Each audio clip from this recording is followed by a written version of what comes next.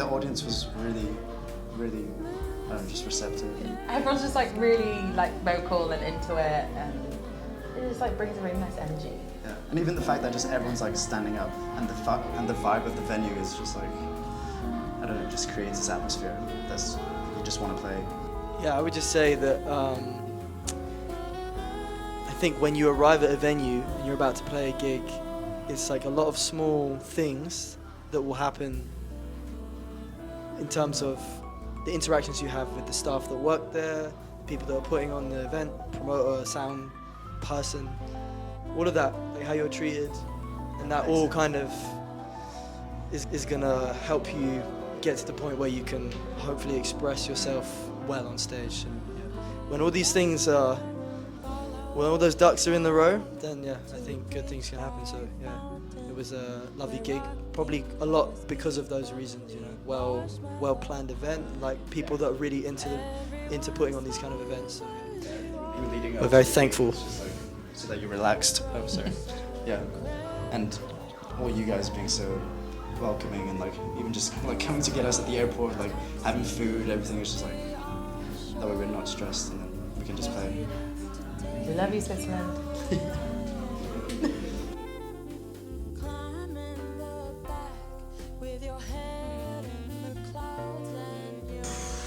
We've been struggling with this one for like ages, and we always have to like. Oh, sorry. So yeah, we've been struggling with this one for ages because I don't know, just like writing a bio. And I feel like a lot of like trying to pitch music nowadays is like you're trying to say like, oh, this is jazz, or like, you know, trying to put a label on it. Whereas I feel like the whole point of this project is kind of to have label-less music. You know, it's like there's influences from all sorts of music, and I think just because of that, it just makes it really hard to describe. And that's just... So you got to give them the taste. Because the other day, I think, not the other day, but ages ago, I think you described it as like, what was it, melodic, improvised, experimental music. Yeah. But like, you know, you do a bit of Radiohead, there's like, I mean, it's super improv focused, featuring, I don't know, a lot of improv, but then you've got your Radioheads, you've got some more like singer-songwriter tunes, there's some like groove, a little bit of disco in there, so it's like a big mix of everything. Yeah.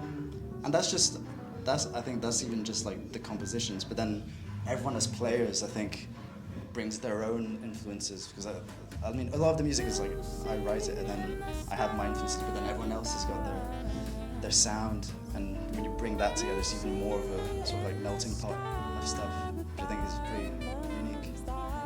Basically, your head's gonna nod when you listen to us, you know? Your body's gonna move and your head's gonna nod, it's gonna be a good time.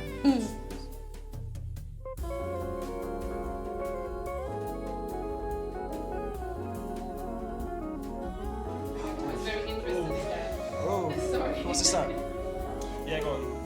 I was just talking to some other saxophonists here about Myron Walden, one of my favourite alto players. Big influence on my sound, and I love his like records with Kurt Rosenwinkel, who I think is also a big influence on this band, and perhaps Julian's guitar player. So, yeah. Wayne Shorter, Herbie Hancock, Chris Davis, Arnold Schoenberg, Anton Webern, to name a few, yeah. I don't really know what to say, actually. I never have a good answer to that question. It's just like such a mix of everything we come across, and we all listen to such wide genres of music, kind of listen to everything, and we're always just, experimenting. Yeah. I mean, is there someone that you're liking at the moment, though?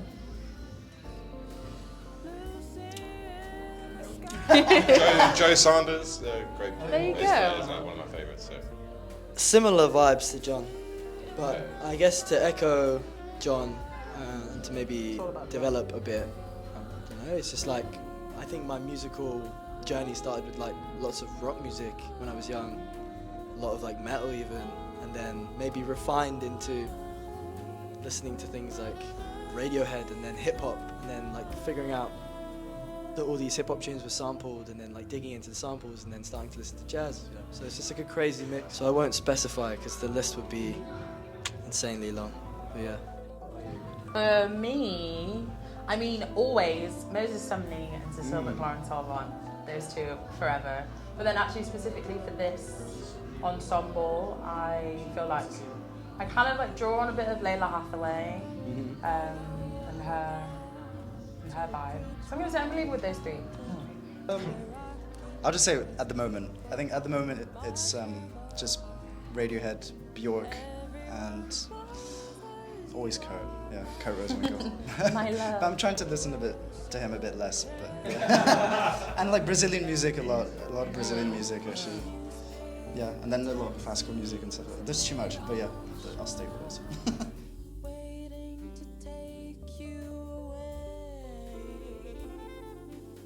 Yeah, as the years going on, it feels like almost popular music and people's approach to music just being an entertainment has been growing, and that we can see that in the 70s and 80s. Loads of popular music is similar to the modern vibe that we're trying to play today. And I personally speaking, I want to speak for my peers, but I just want people to ask questions. I want people to be curious. I want them to understand while not understanding. I want them to not understand while understanding. And just like think, like what's going on, ask some questions, not just use music as a tool to have fun and drink, but also at the same time, we want them to have fun too. So it's a bit of a paradox always, and that's the beauty of music, because you're always asking questions and you're trying to figure it out in a way. Kind of on the entertainment vibe though, there's something I think really special about this group, because we're all such big characters, like as people and musicians. So I think like watching us as an audience member, there's a lot going on and there's a lot to be engaging with. So yeah, I kind of would like hope that they enjoy watching us play, like quite literally, but also like in the spirit. And I guess from a lyrical point of view, it really depends on the song. But to just kind of like what Jenk said, to ask questions, to relate themselves to the music, to maybe feel something slightly differently, allow themselves to just be like carried along, and enjoy the music that we're giving them.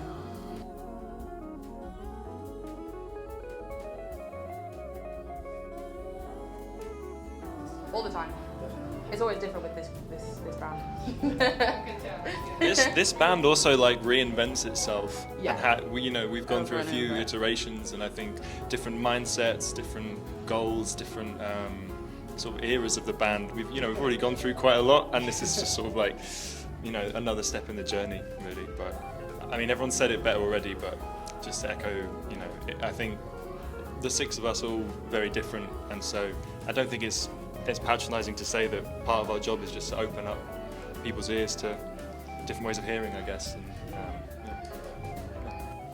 I don't think we could agree on like I don't think we could agree on something strong enough to be a brand.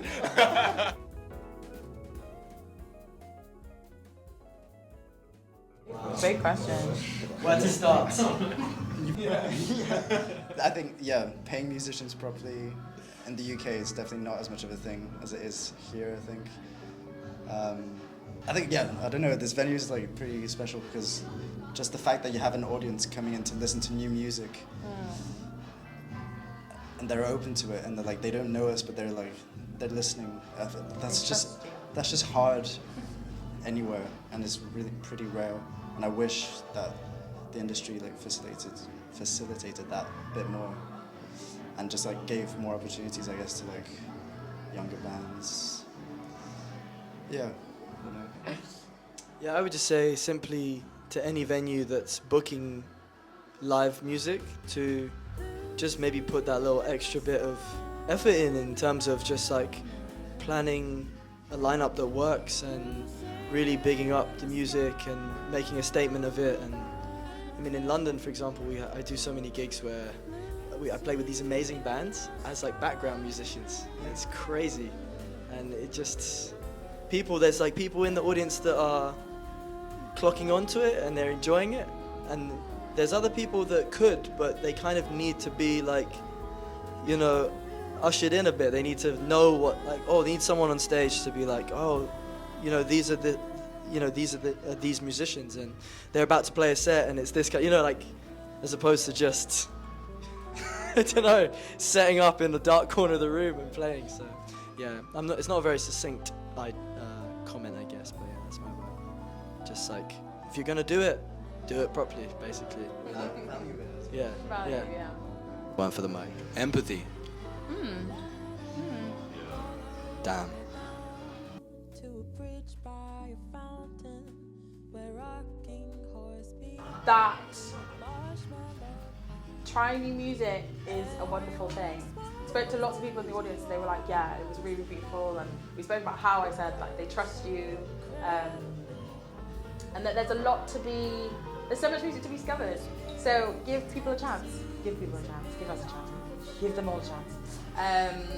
And yeah, just I guess like open yourself up to such a lovely community that is noise and beyond. Yeah, and props for getting regulars down as well. Ding dong. We're talking, yeah.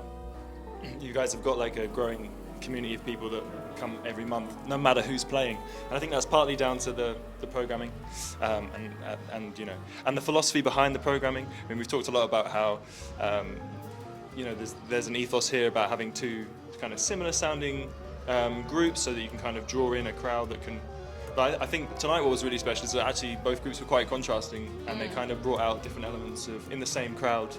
So I think, yeah, props to the people who program the music. It's fantastic, yeah. And also just the idea that you guys have, which is one local, one international, which I know that's something you guys have been doing since you began.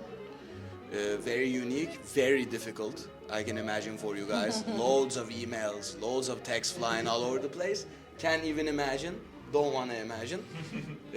But huge respect on that end, and the fact that you guys are both celebrating your own culture in Zurich, in Switzerland, and also supporting international is showing that you guys are multifaceted. And I think that's a word that we could use to describe your guys' association. Yeah. Noise is so special, it's so warm, and your ears are in good hands.